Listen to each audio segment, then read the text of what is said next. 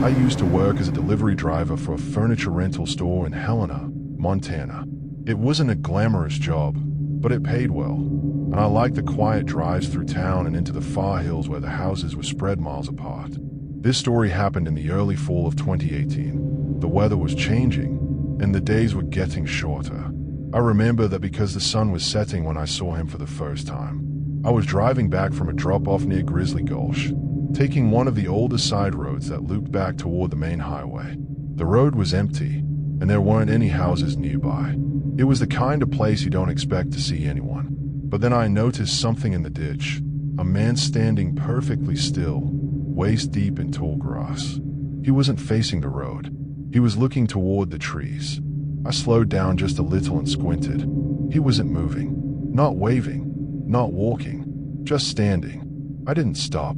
Something about him made my skin tighten. Not fear exactly, but a heavy pressure in my chest. I kept driving and tried to forget it, but I couldn't. That night, I couldn't sleep. Every time I closed my eyes, I saw that man's back. The way he stood like he was listening to something only he could hear. The next day, I told my coworker Luke about it. He laughed and said, "Probably some old hunter or meth head." I let it go.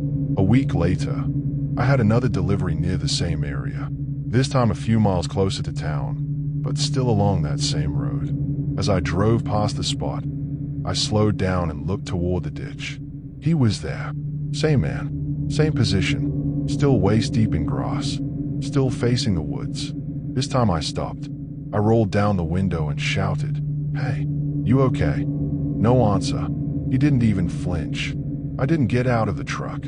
I didn't dare, but I stayed there for almost a minute, waiting for something. A glance, a step, anything, nothing. I drove off again, faster this time. Back at the shop, I tried to look up missing person reports in the area, but found nothing that matched. I didn't report it either. Who would believe me? Over the next 2 weeks, I saw him 3 more times. Each time, he was in a slightly different spot, still in the ditch, still facing away, but moving slowly along the tree line, almost like he was tracking something, or being led. I started taking different routes to avoid that road. It worked for a while, but then, late one afternoon, I had a last-minute delivery to a cabin out near Unionville. The GPS took me back to that cursed road. As I drove past the area where I'd seen him, I noticed something new. Tire tracks leading off the road and into the ditch, and something shiny near the grass. I stopped. My gut told me not to, but I got out anyway. I walked toward the ditch and found a broken cell phone, screen cracked, half buried in the dirt. It was still on, showing a frozen image from the camera. A photo. It was a selfie of a teenage girl. Behind her, in the blurry background, was the same man I'd seen. Only this time, he was much closer, and he was looking straight at the camera. I felt sick. I took the phone and drove straight to the police station. I showed the photo to the officer on duty.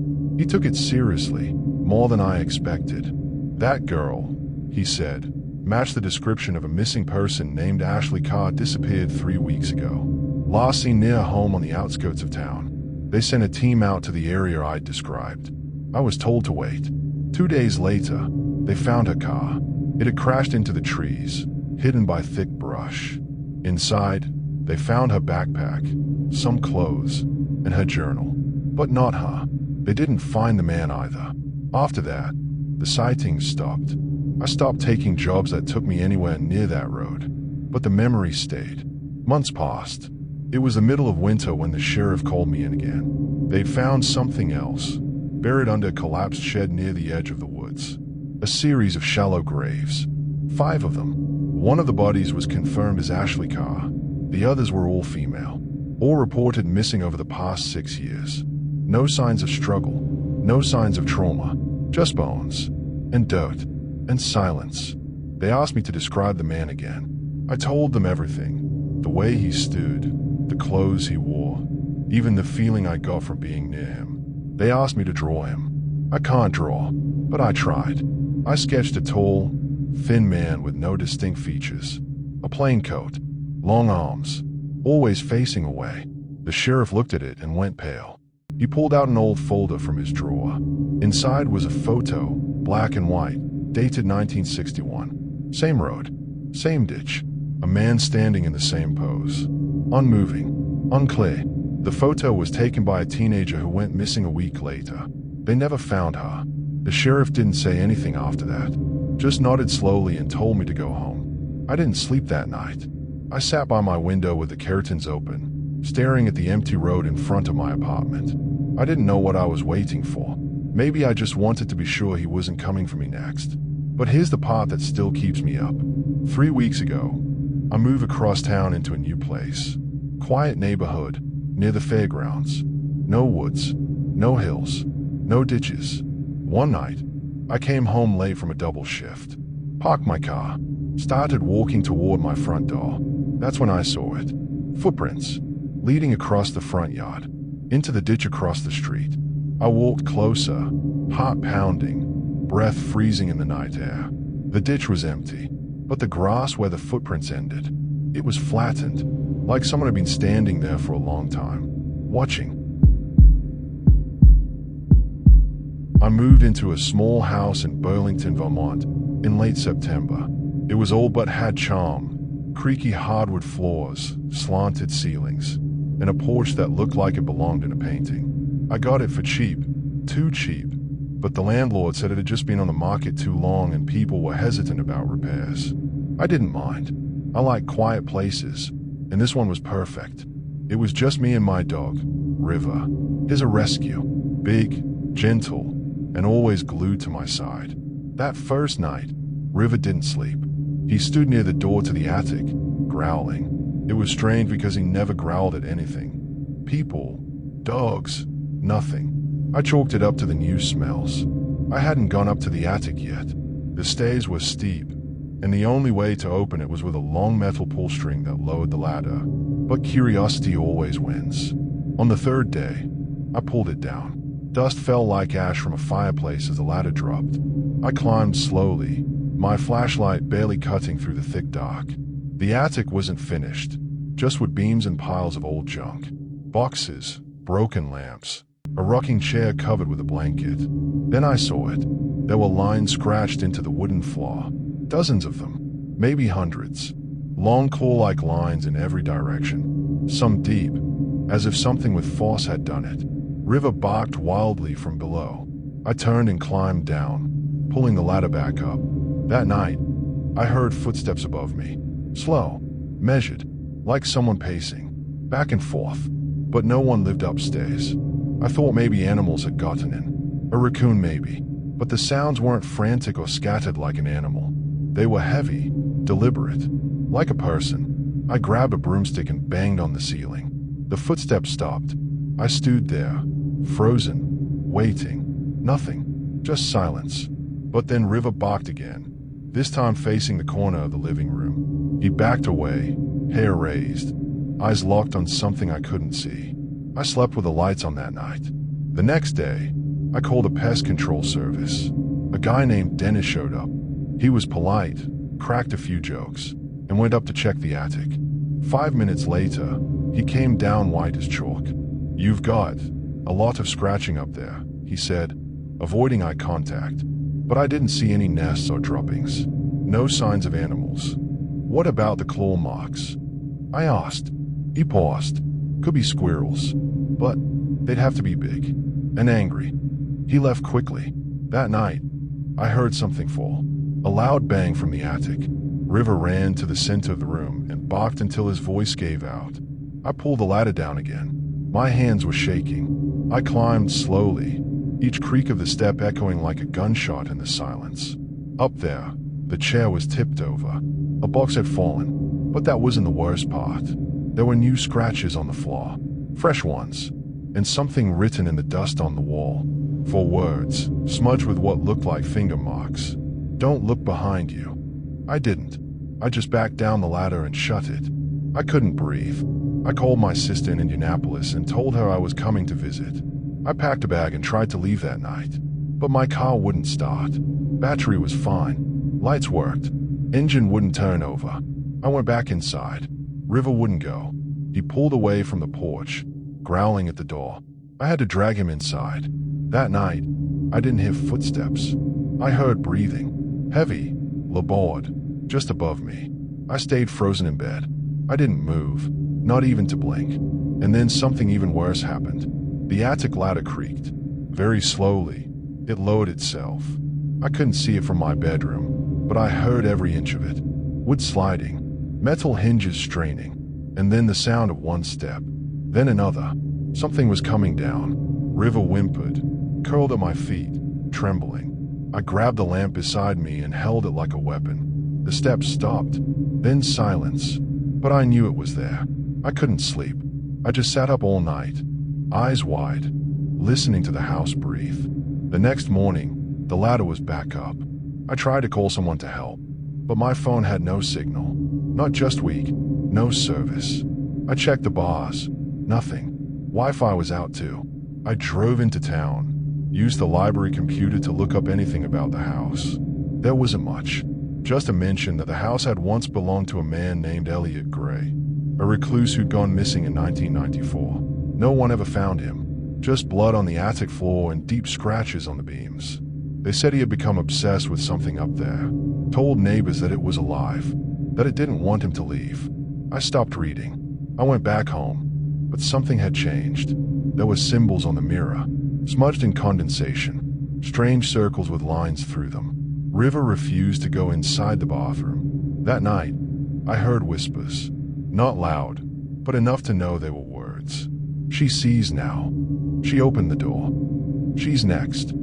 I packed everything the next morning. I didn't care about the lease. I didn't care about anything except getting out. I drove until I crossed into New Hampshire. I found a motel in Keene. I didn't sleep that night either. But for the first time in a week, the air felt normal. No footsteps. No whispers. River slept for 10 straight hours. A few days later, I got a call from the Burlington police. My old house had caught fire. A neighbor reported smoke. They found no cause, no faulty wiring, no stove left on, but they found something in the attic. A chair, still standing in a perfectly unburnt patch of floor, scratches around it, in a perfect circle, and carved into the wood beneath it were the words, "She left. For now." I don't tell people this story anymore. Most think I imagined it, that I let fear drive me mad. Maybe I did, but River still won't go near an attic door. And some nights, when the wind is still, I swear I hear footsteps above my motel ceiling, even though I'm on the top floor. I've worked the graveyard shift at the Maplewood Diner for 5 years. It's always been quiet, mostly drunk college kids, truckers, and the occasional loner with nowhere to go. But on the night of August 14th, something changed. I never went back to work after that night. I clocked in at 11:02 p.m., already sweating from the broken AC. Jerry, the manager, was counting the till when I walked in. He gave me a nod and said, "Keep the door locked after midnight. Someone's been snooping around the back." I didn't ask questions. Maplewood wasn't known for crime, but weird stuff. Yeah, a few kids had gone missing the past few months. The news blamed it on runaway cases, but locals whispered something else. The shift started normal. An old guy came in around 11:30 p.m., ordered black coffee and toast. He kept staring out the window toward the woods across the road. I asked if he was waiting for someone. He said, "They only come when it's quiet."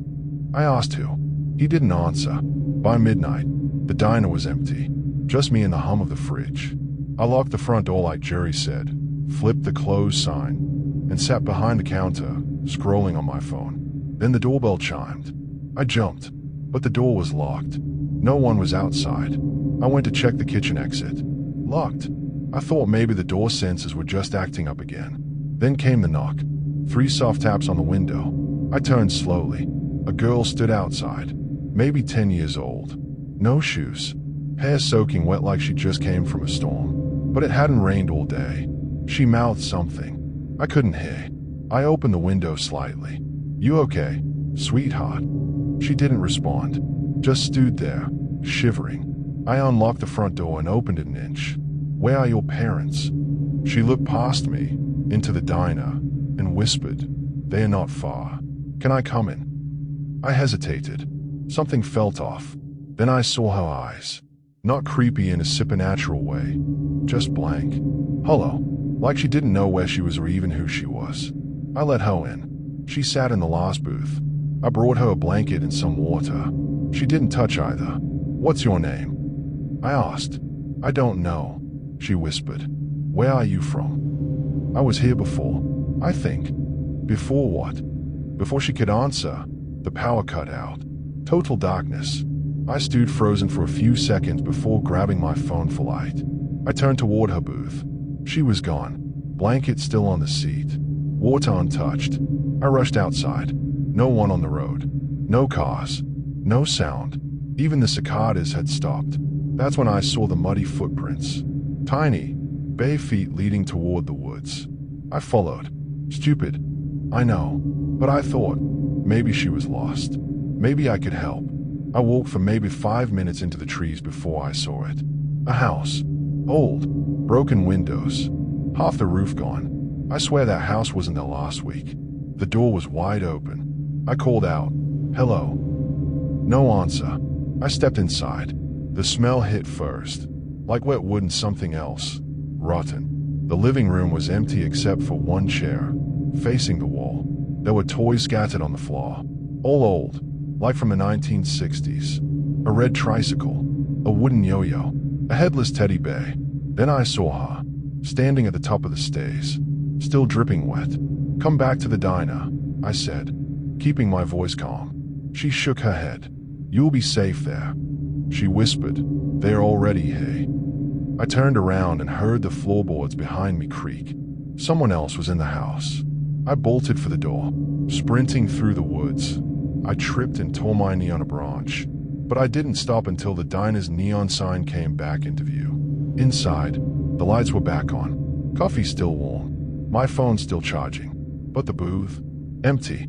I sat behind the counter, trying to process everything. I didn't even hear Jerry come in for the morning shift. "You okay?" he asked. I nodded, barely. "Did you let someone in last night?" I hesitated. "Yeah, a little girl. She was lost." Jerry's face went pale.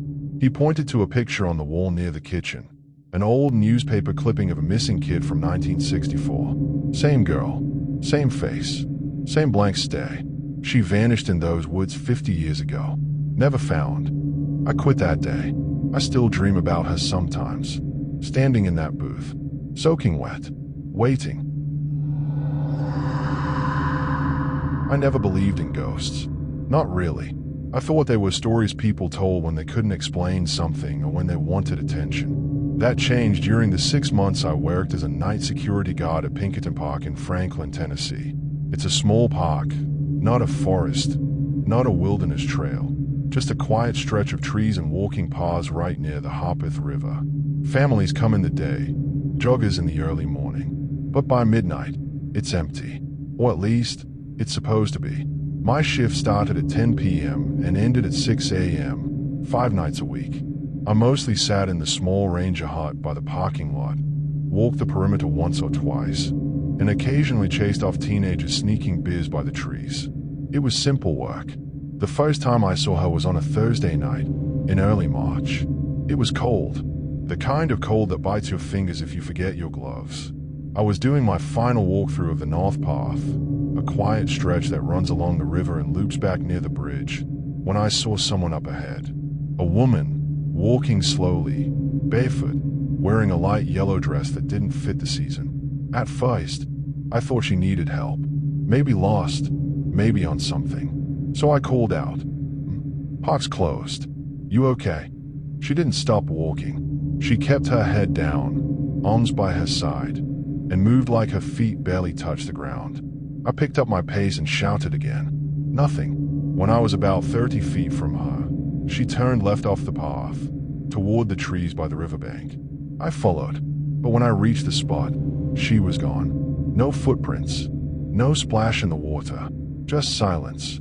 I went back to the hut feeling stupid, told myself it was a shadow, or maybe someone who took off running when I got close. But that image stayed with me. The yellow dress, the way she walked, like she didn't know she was being watched. The next night, I brought a flashlight and checked the path twice. Nothing. Then, 2 nights later, Saturday, 12:03 a.m., she appeared again. Same dress, same slow walk, same place. I stayed back this time. Just watched. She moved along the path and turned into the trees again. Gone. That night, I pulled out the incident logbook from the ranger hut and started flipping back through old entries. Most were boring, maintenance notes, drunk teenagers, raccoons in the trash bins. But one entry caught my eye. March 11th, 2003, 12:15 a.m. Report of a barefoot woman in yellow near the river trail. No contact made. Disappeared near North Bend. Another entry, 4 years later, same date. Then again in 2014. Then 2019. Always in March. Always around midnight. I looked at the calendar. It was March 9th. I didn't sleep that day. I drove to the local library and went through their newspaper archive. It took hours, but I found it. March 11th, 1996. A 17-year-old girl named Hannah Grace went missing while jogging near Pinkerton Park. Her car was found in the parking lot. No signs of a struggle. Her shoes and jacket were discovered near the river. Her body was never found. They searched for 2 weeks before calling it off. Locals believe she fell into the river and drowned. Others thought someone grabbed her, but some people, mostly older folks in town, had another idea, that she never left. I thought it was just folklore, until I saw her again on the night of March 11th. I stood by the bend in the trail at 11:59 p.m., heart pounding, flashlight off. At 12:01, I saw her. She moved exactly the same speed, same direction, but this time, she looked up. She had no eyes, just skin stretched smooth where her eyes should have been. Her mouth opened slightly, as if she wanted to speak, but nothing came out. I was frozen. She kept walking, turned into the woods, and vanished. I left my shift early and sat in my truck until sunrise. I planned to quit the next day. I'd already typed the email in my phone when I got a text from my supervisor. "You still doing midnight patrols? New guy says he saw a woman last night. Think he's spooked." New guy? There was no new guy on shift with me. That night, I brought my phone and recorded the entire trail walk. I didn't speak, just walked. When I got to the bend, I heard something. Not from the trail, from my phone. A voice. Soft. Raspy. I didn't see him. I paused the video and played it back 3 times. The voice wasn't mine. I hadn't said a word. The next morning, I visited the Grace's old address, found online through a property search. It was still listed under Hannah's father. I expected a locked gate or no one home, but he answered the door. He was older now, maybe in his 70s. Tired eyes. I told him who I was and what I'd seen. He didn't laugh, didn't close the door. He just said, "You saw her walk, didn't you?" He invited me in. The walls were lined with newspaper clippings, old photos, missing posters. She was going to college in the fall, he said quietly. Used to jog that trail every evening. I asked if he believed she died that night. He looked at me and said, "I think she tried to come back, but no one saw her in time." That line stuck with me. No one saw her in time. Like she was still trying. I returned to the park that night. I stood at the bend with the flashlight on, and when she appeared at exactly 12:03, I didn't look away. I stepped toward her. She stopped. Her head turned, just slightly. Her mouth opened again, and for the first time, I heard her speak. He ran behind me. Then she vanished. I reported everything to the sheriff's office. They reopened the file and searched again near the bend. A week later, they found a bracelet buried under a fallen tree, her name engraved inside. They also found a rusted hunting knife, wrapped in a torn piece of fabric. It's still under investigation. I don't work at the park anymore, but I drive by sometimes. On March nights, just before midnight, I slow down and watch the tree line. Because if you stand in the right spot, and if you listen carefully, you can hear her footsteps, still walking, still waiting. I was never supposed to be alone in that house. When my cousin Layla invited me to house sit for her while she flew to Seattle for a 2-week work trip, I thought it was the perfect escape. My college dorm in Chicago was noisy, chaotic, and always smelled like leftover noodles. Her house in Bloomington was the complete opposite. Quiet, green, peaceful. The kind of place where birds wake you up in the morning. It was a 2-story home tucked between thick trees, about 10 minutes from Indiana University. Layla was a professor there. History, I think. She bought the house the previous year but barely lived in it because of constant travel. It was built in 1919, with creaky floors, stained glass windows, and furniture that looked too old to touch. I liked it, though. I liked the silence. The first 3 days were boring in the best way. I binge-watched crime documentaries, read a couple of novels, and went for walks in the neighborhood. The only weird thing was the smell. Not strong, just this faint metallic scent that came and went, like rusted pipes or old pennies. I figured it was the basement, so I stayed out of there. On the 4th night, something changed. It started with a noise, tiny at first, like scratching. I was in the living room around 9 p.m., scrolling on my phone. When I heard it, it came from the far wall, right behind the tall bookshelf. I turned off the TV and held my breath. It stopped. I told myself it was a mouse, maybe a raccoon in the crawl space. Nothing serious. But as the night dragged on, it came back, louder, faster, like someone using their fingernails to claw their way out of the wall. I stood close and pressed my ear against the plaster. No sound. I went back to the couch. As soon as I sat down, it returned, clawing, ripping. I texted Layla. Me, hey, weird noises coming from the walls. You got rodents or something? Layla, nope, never heard anything. Probably just the old house settling. Ignore it. Ignore it. Easy for her to say. By midnight, I couldn't sleep. I kept hearing the scratching, sometimes soft, sometimes frantic. I turned up the fan in the bedroom and buried my head under the pillow. The next morning, I noticed something new. In the corner of the living room, just above the baseboard, the wallpaper had started to peel back. A small rip, maybe 2 inches wide. I bent down and touched it. The paper was damp and warm, like skin. I pulled it gently, and a piece came off in my hand. Behind it, the wall wasn't wood or plaster. It was something else. Something rough. Something that looked stitched. I backed away. Later that day, I forced myself to believe it was just water damage. I even called a handyman listed on a Bloomington community site. He said he could stop by the next day. That night, the scratching came back. But now, it moved. It started in the living room wall. Then, 10 minutes later, it was in the hallway. After that, the upstairs bathroom. The noise would shift, like whatever was inside the walls could crawl through them. I sat in bed, holding a flashlight and my phone, too scared to sleep. Around 3 a.m., I heard a voice. Soft, raspy, just a whisper. Help. I froze. It came from the wall directly behind my bed. I jumped up, grabbed my bag, and slept in the car with the doors locked. The next morning, the handyman showed up. Mike, a guy in his 60s with a gray beard and cigarette breath. I told him everything. The noise, the tearing wallpaper, the voice. He didn't laugh. Instead, he asked, "Did your cousin ever tell you what happened here before she bought the place?" I shook my head. He stayed at the wall for a long time before answering. Back in '82, this place belonged to a family named Winslow. Couple and their daughter. People said the dad went crazy, thought the house was alive. One night he boarded up all the doors and windows, locked his family inside, said something in the walls wanted to take his daughter. Nobody knows how, but the girl got out.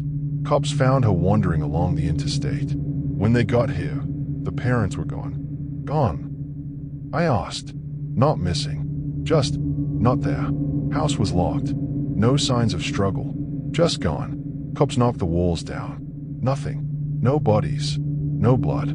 But some of the insulation had handprints. Tiny ones. I asked if he was joking. He wasn't. After he left, I packed up my things. I was done. I didn't care if Layla lost her plants or missed a package. I was ready to get the hell out of that place. But the house had other plans. When I turned the key in the front door, it wouldn't budge. I tried the back. Same thing. I even threw open a window and tried to climb out. But the frame snapped shut on my wrist like a trap. I screamed and yanked my arm back. Skin scraped raw. I was trapped. The scratching started again. This time, it didn't move. It stayed in one spot, directly under the floorboards of the hallway. I dropped to the ground and pressed my ear to the wood. "Please, help me," the voice whispered again. It sounded like a girl. Not old, not evil, just scared. I crawled to the basement door. It had been locked the whole time, but now it hung open like it was waiting for me. I took a flashlight and went down slowly. The smell hit me hard. That same metallic scent, stronger now, almost sweet. The basement was empty. Just a washing machine, a pile of boxes, and one wooden panel in the wall that looked newer than the others. I touched it. Warm. I knocked.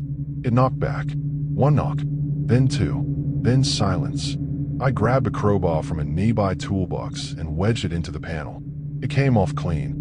Behind it wasn't insulation. It was space. A tiny room. A cruel space, maybe 4 feet deep. Inside was a blanket, a plastic doll, and a name scratched into the wood. Lily. I reached for the doll.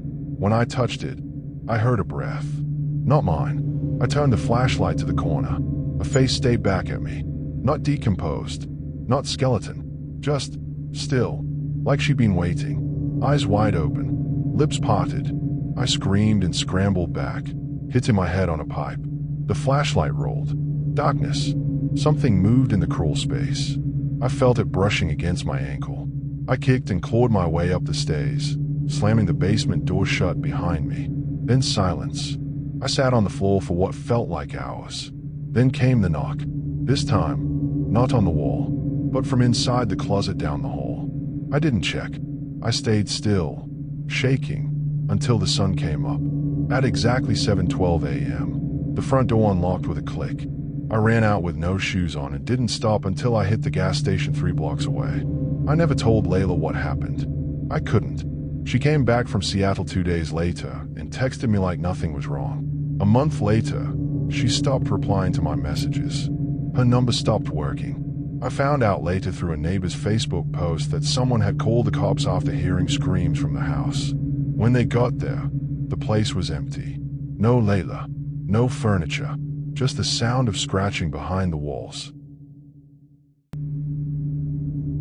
In the summer of 2017, I went on a solo camping trip to Ocala National Forest in Florida. I was 24, single, and working remote as a freelance photographer, so I often took trips alone to reset my mind. Nature helped with that.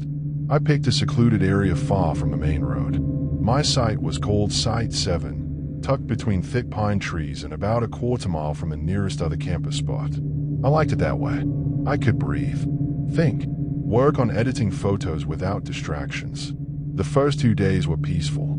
I hiked during the morning, took photos of birds and deer, and cooked over a small fire in the evening. I didn't see another soul. No rangers, no campers, just squirrels and the occasional rustle in the brush. It was on the third night that things got strange.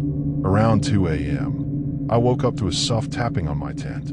Not loud, just light, like someone drumming with their fingers. I froze. I waited and listened. There were no footsteps, no animal sounds, just that slow tap tap tap on the side of the nylon. I whispered, "Hello." The tapping stopped. Silence. I unzipped the tent slowly and peeked outside. Nothing. Just trees and the faint glow of my campfire still smoldering. The bushes didn't move. No sounds. No wind. I told myself it was a branch or maybe a raccoon. I went back to sleep. The next morning, I noticed something odd near the edge of the campsite. A footprint. Not a boot. Barefoot. It was deep in the mud, longer than my own foot, and wide. Almost too wide. There was only one. No trail leading in. No trail leading out. I circled the area, trying to find more, but it was like whoever left it had just stepped there and vanished. I packed up some gear and hiked back toward the ranger station to let someone know. But the station was empty, door locked, no sign of anyone. I left a note on the bulletin board and went back to camp. That night, I kept my flashlight and a long hunting knife beside me. I didn't sleep much. Every time I closed my eyes, I imagined that foot in the mud. Just one step, like someone had been standing there, watching, On the fourth day, I went deeper into the forest looking for better photo spots. Around noon, I found an old path behind a line of trees. It wasn't marked, no signs, but it was clearly a trail, narrow and overgrown. I followed it for about 10 minutes before finding something that made me stop cold. Another tent, old, faded, covered in dirt and moss. It looked like it hadn't been touched in years. I walked around it. No fire pit, no gear, no footprints. I called out, "Hello? Anyone here?" Nothing. Curiosity got the better of me. I pulled the zipper. Inside were 4 things: a canteen, a rusted spoon, a crumpled flannel shirt, and a notebook. I took the notebook back to my campsite and flipped through it. Every page was filled with short entries. Not stories, just times and numbers. 10:13, heavy steps. 1:47, tapping again. 3:12, breathing outside. Keeps standing near the fire but never moves. Don't let him in. That last one was written over and over, page after page. Don't let him in. I dropped the notebook and stayed into the trees.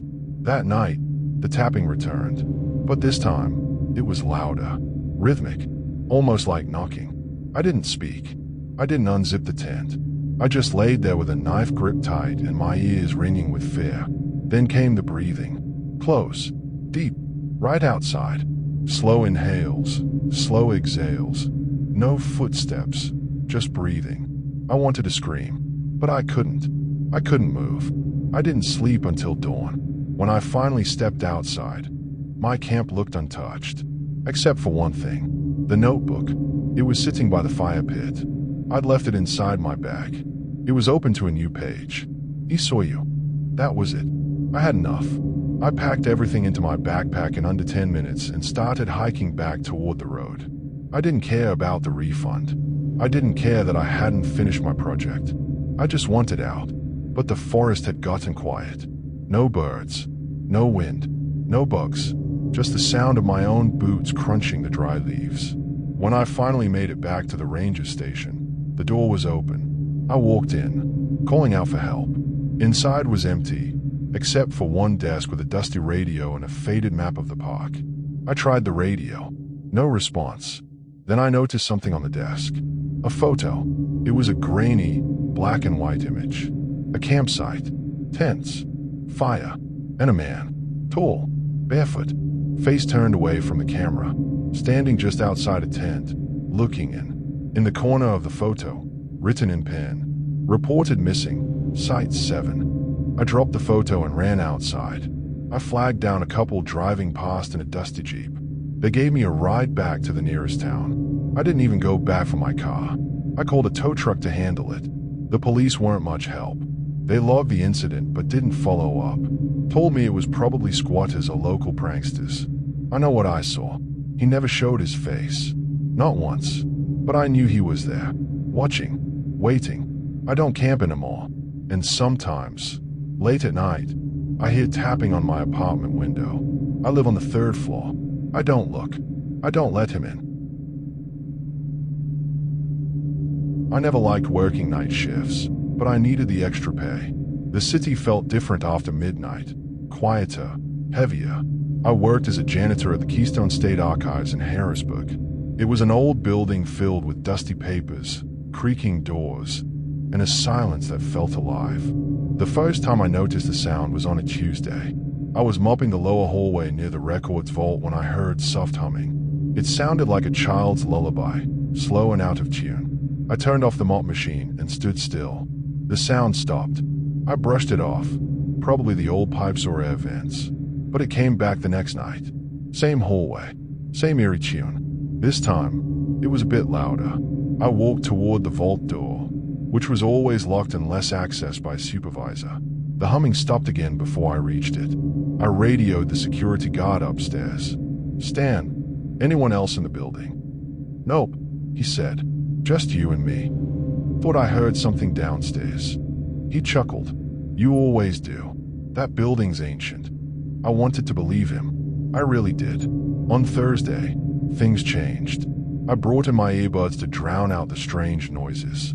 While cleaning near the reading room, I caught movement in my peripheral vision. A shadow moved past the open doorway. I yanked out my earbuds. "Hello," I called out. No answer. I walked down the hall, but no one was there. I checked every room. Nothing. I convinced myself it was stress. Long hours. Lack of sleep. That weekend, I couldn't shake the feeling something had followed me home. It started with my dog. Max was a friendly beagle who loved everyone. But Sunday night, as I unlocked the door, he refused to come near me. He stood at the hallway, tail tucked, growling low. I checked behind me. Nothing there. The next morning, I found muddy footprints in the living room. Small, like a child's. They led from the front door to my bedroom. I lived alone. No kids. No visitors. I didn't go to work that night. I called out sick. By Tuesday, I felt ready to go back. But when I walked into the archives, something had changed. The air smelled different, like wet earth and old metal. As I passed the vault door, it creaked open an inch. No one had a key except for my supervisor. I radioed Stan again. "Did someone open the vault?" "Nope. You're the first one in tonight." I pushed the door gently. It swung open, revealing rows of boxes stacked from floor to ceiling. At the back was a small wooden bench and an old file cabinet. On the bench sat a toy, an antique music box, carved with flowers and tiny faces. It was playing that same lullaby. I didn't touch it. I backed out, shut the door, and locked it behind me.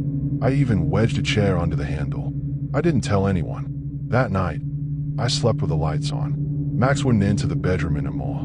He scratched at the door like something was on the other side. Around 3 a.m., the music started. That lullaby. It echoed through the vents, soft but clear. I ran to the living room. No music box, just silence. The next morning, my neighbor, an old man named Ray, stopped me as I got the mail. "Rough night?" he asked. "Why?" "I saw a girl in your window last night," he said. "Long black hair, just standing there." "I don't have a daughter." I didn't sleep that night. I sat in the hallway with Max curled beside me. Around 2:30 a.m., the air turned cold. My breath fogged in front of me. The floor creaked near the bedroom. Then the humming started. I grabbed a flashlight and slowly stepped toward the sound. The door to the guest room creaked open. I hadn't opened it in weeks. I flicked on the light. No one, but on the bed sat the music box. Same one from the vault. I didn't bring it home. I swear. I picked it up with a towel and tossed it into the backyard trash bin. I poured bleach over it and slammed the lid shut. The next night at work, I went straight to the vault. The door was still locked. No sign of break-in. I entered, heart pounding. The bench was empty. The music box, gone. I turned to leave, but the door slammed shut behind me. I yanked at the handle. Locked. My radio was dead. No signal. Then the lights flickered.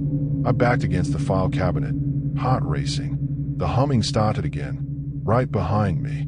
I didn't turn around. I closed my eyes, whispered a prayer, and kept still. The music got louder, sharper, like something broken trying to sing.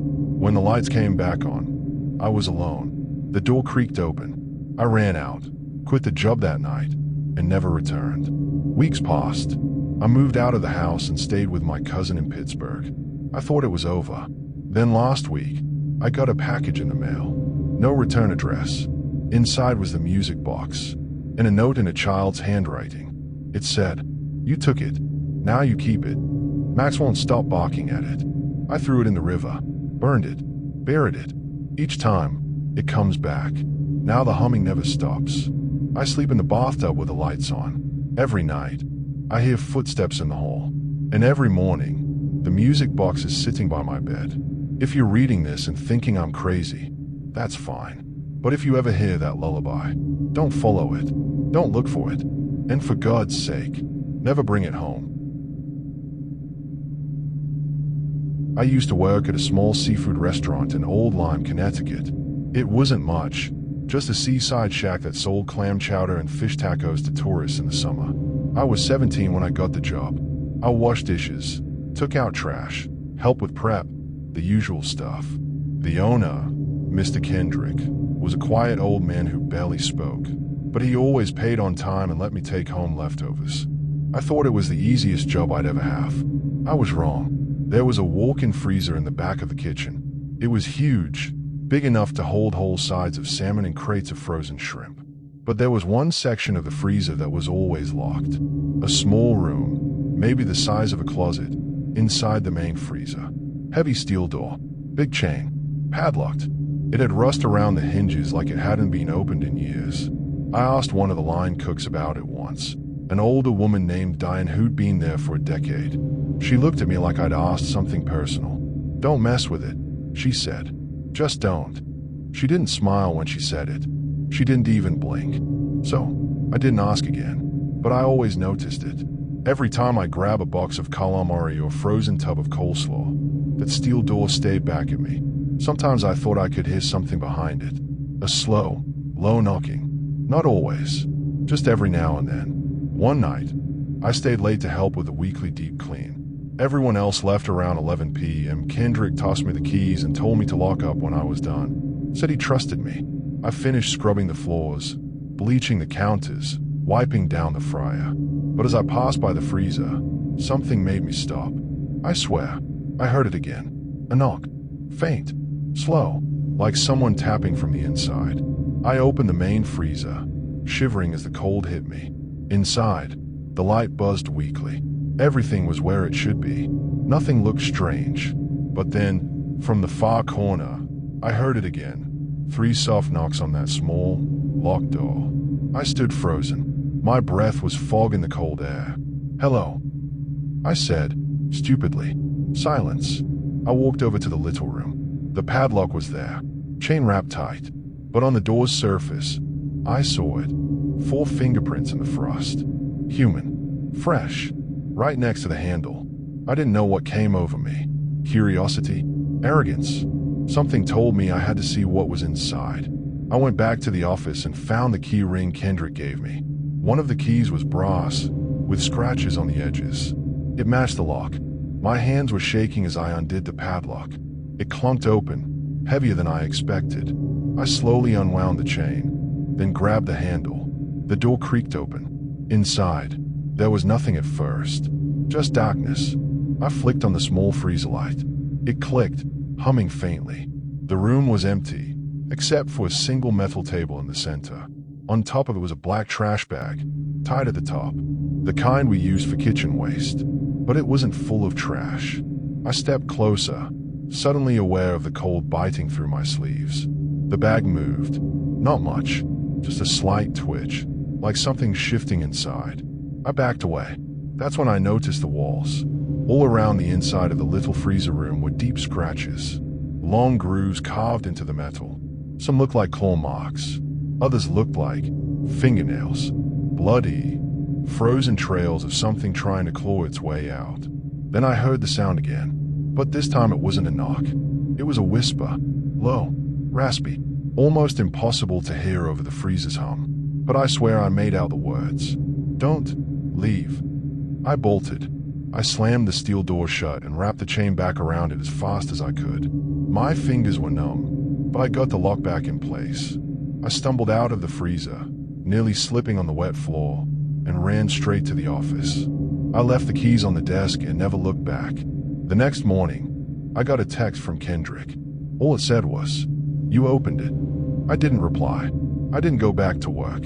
A few days later, the restaurant shut down for renovations. That's what the sign said. Anyway, it never reopened. 2 weeks later, I drove by the place with my cousin. The windows were boarded up. The sign was gone, but the freezer unit in the back, it was still there, still running. You could hear it hum from the road. Curiosity got the best of me. I went online and tried to look up the building's history. Turns out, the place wasn't always a restaurant. Back in the 80s, it was a small meat packing facility, family-owned.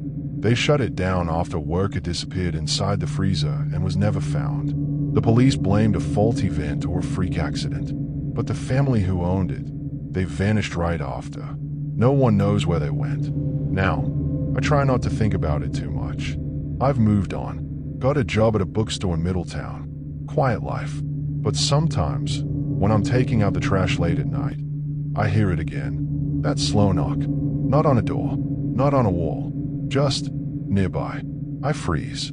I listen. It always stops after 3 knocks. And every time, I remember the whisper. Don't leave. But I did. And now, I think something followed me out of that freezer.